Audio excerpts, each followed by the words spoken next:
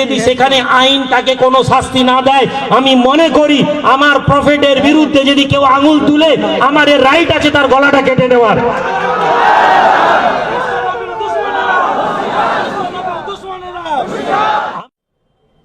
আমাদের জানা দরকার ব্লাসফেমি বলে একটি শব্দ আছে। Blasphemy, what is blasphemy? Europe একটি ল আছে, যে ল এর মধ্যে আমাদেরকে এটা ইউরোপ স্বাধীনতা দেয় যে আপনি অন্য কোন ধর্মকে গাল দেন। আমাদের দেশের মানুষ অধিকাংশ হিন্দু সম্প্রদায়ের একটি বৃহত্তর অংশ, যখন তাদের মনে হয় যে মুসলমানরা ভারতে আছে আর ভারতে থেকে দেখো ভারতের মুসলমানরা নিজের জাত ভাইয়ের জন্য প্রতিবাদ করছে, তখন তাদেরকে জানানো দরকার যে তারা ব্লাসফেমি কি জানে না। এটি হচ্ছে এমন একটি অ্যাক্ট যেখানে ইউরোপের বেশ কিছু দেশ এই স্বাধীনতা আপনাকে দেয় যে আপনি কোন ধর্মকে গাল দিতে পারেন। এই আইনটা তৈরি করা হয়েছে। এই আইনের বলে ফ্রান্সের একটি কার্টুন কোম্পানি আছে শার্লি হেবডো বলে, যাকে আমরা অনেকে চার্লি হেবডো বলি। এই শার্লি হেবডো এরা পৃথিবীর মাটিতে বিভিন্ন সময় বিভিন্ন লোকেদের কার্টুন করে, কিন্তু এদের মূল উদ্দেশ্য ইসলামিক চিন্তা ভাবনা, ইসলামের বেসিক যেখানে মুসলিমদের সেন্টিমেন্ট আছে এখানে আঘাত করা। আর ইসলামে মুসলিমদের সবচেয়ে বড় সেন্টিমেন্ট হচ্ছে আমার নবী। এরা আমাদের নবীর ব্যঙ্গাত্মক কার্টুন বার করে। আমি ফ্রান্সের মানুষকে ব্লাসফেমি অ্যাক্টে তাদের লোকেদের কি আছে আমি বলবো না, কিন্তু পশ্চিমবঙ্গের মাটিতে, ভারতবর্ষের মাটিতে যে ভাই আপনাকে প্রশ্ন করেন যে ভাই একটি লোককে হত্যা করে দেওয়া হলো, একটি লোক খালি একটা কার্টুন এঁকেছে বলে তাকে মেরে দিল, তুমি মানবে? তাকে আপনি প্রশ্ন করুন যে ভাই আমি যে দেশে বাস করি সে দেশে একটি মানুষের ফ্রিজে খাসির মাংস আছে, কিন্তু অন্য কোনো ধর্মের সেন্টিমেন্টে আঘাত লাগছে, এ কথা বলে যদি কাউকে হত্যা করা হয়, এদেশের মানুষ রাস্তা দিয়ে চলে যাচ্ছে, ব্যাগে খাবার আছে, ওই খাবারটা গরুর মাংস, এ কথা বলে যদি তাকে লিঞ্চিং করা হয়, আর এ দেশে যদি সেখানে আইন তাকে কোনো শাস্তি না দেয়, আমি মনে করি আমার প্রফেটের বিরুদ্ধে যদি কেউ আঙুল তুলে, আমার এর রাইট আছে তার গলাটা কেটে দেওয়ার।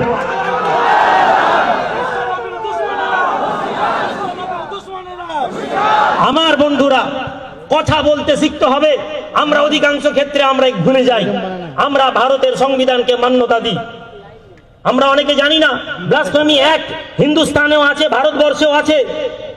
এখানে আর্টিকেলে আপনার শাস্তি দেওয়া আছে, একটি লোক 3 বছর পর্যন্ত জেল যেতে পারে অন্য কোন ধর্মকে অবমাননা করার জন্য। We the people of India, we believe in democracy, we believe in secularism, so we have to obey the secularism. আপনি একথা ভাবতে পারেন না যে সেকুলারিজমের ডেফিনেশন, ওবে দ্য আওয়ার কনস্টিটিউশনের ডেফিনেশন শুধু মুসলিমদের উপরে লাগু হয়। একটি লোককে যদি খাসির মাংস থাকার পরেও তাকে হত্যা করা হয় অন্য কোনো ধর্মের সেন্টিমেন্টে আঘাত লাগছে বলে, সে দেশে আমাদের ভারতের সংবিধানে আছে freedom two right to speech, freedom of speech, কথা বলার স্বাধীনতা। সেই কথা বলার স্বাধীনতার উপরে সেই সংবিধানকে সামনে এনে বলছি আমাদের রাইট আছে, যদি ভারতবর্ষের আইন কোনো নবীর হুস্তাককে, নবীর বিরোধীকে শাস্তি না দেয়, ভারতের সংবিধান আমাকে অধিকার দিয়েছে তাকে শাস্তি দেওয়ার, আমরা তাকে শাস্তি দেব। এ কথা আমাদের মেসেজ চলে যাওয়া দরকার। যে Charlie Hebdo freedom of right of speech, তাদের শিক্ষক ক্লাসের মধ্যে তারা শিখাচ্ছিলেন যে ভাই এ দেখো স্বাধীনতা, ফ্রিডম অফ স্পিচ প্রমাণ করতে গিয়ে আল্লাহর নবীর একটি কার্টুন প্রকাশ করেছে, একটি ছেলে তাকে হত্যা করেছে। আমরা কেউ রাস্তায় নামিনি, আমরা কেউ প্রতিবাদ করিনি, কেননা আমরা বিলিভ করি আমাদের ভারতীয় কনস্টিটিউশনকে, ভারতীয় সংবিধানকে। আমরা রাস্তায় নামিনি, কিন্তু সেদিন আমরা নেমেছি যখন ফ্রান্সের গভর্নমেন্ট সেই আল্লাহর নবী, সেই শার্লি হেবডোটাকে একটি সরকারি বিল্ডিং এর উপরে আল্লাহর নবীর অবমাননাকর চিত্রকে তারা টাঙিয়েছে। টাঙিয়ে তারা বলেছে যে আমরা এটাকে কি করব না, এটা হচ্ছে আমাদের দেশের ফ্রিডম অফ স্পিচ। হিপোক্রেসি আর একটি শব্দ ইউরোপের সাথে জুড়ে আছে। যারা আজকে আমাদের দেশে ফ্রিডম অফ স্পিচের গল্প শোনায় ইউরোপে, সেই শার্লি হেবডো সেখানে একটি মুসলিম কার্টুনিস্ট তাদের ম্যাক্রনের একটি কার্টুন ছবি তৈরি করেছেন। সেই ছবিটা তৈরি করার মধ্যে ম্যাক্রনকে একটি সাপের ছবি দেখানো হয়েছে, ফলে সেই শার্লি হেবডো অবমাননা হচ্ছে প্রেসিডেন্টের বলে তার সাথে চুক্তি বাদ দিয়েছে। 1400 বছর ধরে গোটা পৃথিবীর কলমা পড়নেওয়ালা মানুষের সেন্টিমেন্টকে আমরা কি করেছি না আঘাত করি উদারতার নামে। কিন্তু আমরা রাজি নই আমরা সামান্যতম প্রতিবাদ করতে। আমরা মনে করি কারো গেলে গলা কেটে নেওয়া ধর্মের নামে অপরাধ, কিন্তু ধর্মের নামে কাউকে লিঞ্চিং করে দেওয়া আমাদের কাছে মনে হয় এটা সহজ। বন্ধুরা আমার ভাইয়েরা, আমি আপনাদের কাছে এই আশা নিয়ে আপনি এসেছি, আমরা সেই মুজাহিদ যারা নবীর প্রেমে আমরা কখনো আমাদের প্রাণকে দিতে কুণ্ঠা করি না। চেচনিয়ার সেই যুবক হোক, রাশিয়ার সেই যুবক হোক, হিন্দুস্তানের সেই যুবক হোক, এটা আজকের এই মাঠে আপনাদের কাছে আমি অঙ্গীকার করাতে চাই, নবীর অপমান যখন হবে তখন আমরা সকলে একত্রিত হয়ে প্রতিবাদে যাব। হাতটা তুলে প্রতিবাদ আজকে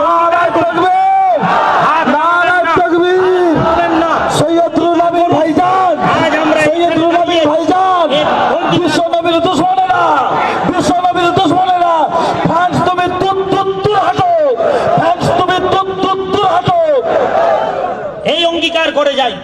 আমাদের কোনো পরিচয় থাকতে পারে, আপনি আমাকে ভালোবাসতে পারেন, আমার বিরোধিতা করতে পারেন, আমি মানুষ। ধর্মীয় কালচারে আমার এক কালমা পান্নাওয়ালা ভাই, তার সাথে আমার বিরোধিতা থাকতে পারে, কিন্তু আমাদের প্রত্যেকের জানা দরকার নবীর কোনো দল নেই, নবীর দল হচ্ছে আমরা, নবীর দলের সৈনিক, যাকে আল্লাহ আমাদেরকে রাহমাতুল লিল আলামিন করে পাঠিয়েছেন। পরিশেষে একটি কথা বলে দিই, এই নবীর প্রতি রাগ কেন? আপনি আপনার কমিউনিটিকে বলুন, আজকে দিনের পর দিন নবীকে গাল দেয়, নবীর ব্যঙ্গচিত্র করে, কিন্তু আমরা কখনো সেই ধর্মের মানুষের আমরা ছবি আঁকি না। আমরা জিসাস ক্রাইস্টের মূর্তি তৈরি করি না, জিসাস ক্রাইস্টের ছবিতে আমরা ব্যঙ্গাত্মক কোনো কথা বলি না, ঈসা মসির কোনো ছবিতে আমরা ব্যঙ্গাত্মক কথা বলি না, আমরা মুসা নবীর কোনো কথা বলি না, ইব্রাহিম নবীর বিরুদ্ধে আমরা কথা বলি না, আমরা গৌতম বুদ্ধের বিরুদ্ধে বলি না, আমরা রামকৃষ্ণ দেবের মতন কোনো মানুষের বিরুদ্ধে বলি না। কেননা আমাদের প্রফেট, যে প্রফেটকে এরা আতঙ্কবাদী বলে, যে প্রফেটকে এরা মানবতা বিরোধী বলে, আমাদের এই প্রফেট আমাদেরকে শিখিয়েছেন তোমরা অন্য ধর্মের প্রত্যেক মানুষকে সম্মান করো, অন্য ধর্মের যারা ধর্মগুরু তাদেরকে সম্মান করো।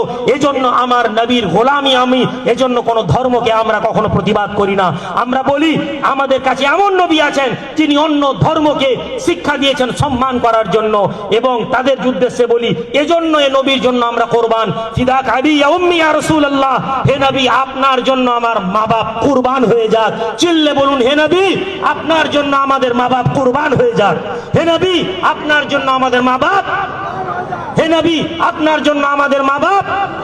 ফিদাক আবি ইয়া উম্মি ইয়া রাসূলুল্লাহ, ফিদাক আবি ইয়া উম্মি, ফিদাক আবি ইয়া উম্মি। আমার বন্ধুরা আমার ভাইরা, আমি আর আলোচনা শেষ করে দিলাম, কেননা আমার ভাই বড় ভাই আছেন। আর একটি গুরুত্বপূর্ণ কথা আপনাদেরকে আজকে এই মজলিসে বলে দিয়ে যাই। ভাঙড়ের মাটিতে বিভিন্নভাবে আমরা একত্রিত হই, বিভিন্ন ভাবনা চিন্তা, কিন্তু মুজাদ্দিদুল জামান দাদা হুজুর পীর কিবলা রাহমাতুল্লাহ আলাইহি যে ভাবনা চিন্তা ছিল মানুষদের জন্য, তারা ওলাদদের বৃহত্তর অংশ সেই মানুষদের জন্য কাজ করে আসছেন। আপনাদেরকে একটা সুসংবাদ দিই, আমাদের সাইমুদ্দিন ভাইজান একটি ভালো সুন্দর অর্গানাইজেশন করেছেন, যে অর্গানাইজেশনের নাম আপনারা দেখতে পাচ্ছেন, ল্যাব বলে, lectures association of Bengal, lecturers association of Bengal. পশ্চিমবঙ্গের মাটিতে বিভিন্ন আলেম ওলামাদের মাঝে মাঝে আমরা শুনি লিঞ্চিং হয়ে যাচ্ছে। এই 24 পরগনার কিছু এলাকায় কোনো আলেমকে গুলি করে মেরে দেওয়া হচ্ছে, এই কখনো কোনো আলেমকে রাস্তায় হ্যারাসমেন্ট করে দেওয়া হচ্ছে। পুরো ভারতবর্ষের বাংলা আসামের সিলসিলা শুধু মুজাদ্দিদুল জামান নয়, বরং সমস্ত ধর্মের সিলসিলার যে আমাদের যে সিলসিলার মতপদ আছে সমস্ত ওলামাদেরকে নিয়ে আমরা এখানে একটা অর্গানাইজেশন করছি, যেখান থেকে আমরা আলেম ওলামা সহ জনগণের নিরাপত্তার একটি অঙ্গীকার করে যাচ্ছি। আপনাদের কাছে আবেদন, আপনারা এই সংগঠনের সাথ দেবেন তো? হাত তুলে জানান। জাযাকাল্লাহ খায়ের, শুকরিয়া। আপনাদেরকে বলি ভালো যেখানে হয় সেখানে ছুটুন, ভালো যেখানে হবে, যেখানে ভালো হবে সেখানে আমরা ছুটবো। যেখানে অন্যায় হবে, যেখানে ইখতিলাফ হবে, যেখানে বিতর্ক হবে, যেখানে মারামারি হবে, আমরা সেখান থেকে দূরে আসবো। এ কথা বলে আমি আমার সংগঠনের পক্ষ থেকে আপনাদেরকে শুকরিয়া আদা করি। আসসালামু আলাইকুম ওয়া রাহমাতুল্লাহি ওয়া বারাকাতুহু। এসআর ইউনিকম, এখানে সহজ কিস্তিতে নামি দামি কোম্পানির মোবাইল সুলভ মূল্যে পাওয়া যায় এবং বিভিন্ন কোম্পানির fridge, mixer machine, AC, LED TV, home theatre ও বিভিন্ন ইলেকট্রনিক দ্রব্য সুলভ মূল্যে বিক্রয় করা হয়। ঠিকানা চিনিপুকুর রোড, কাশীপুর, দক্ষিণ 24 পরগনা।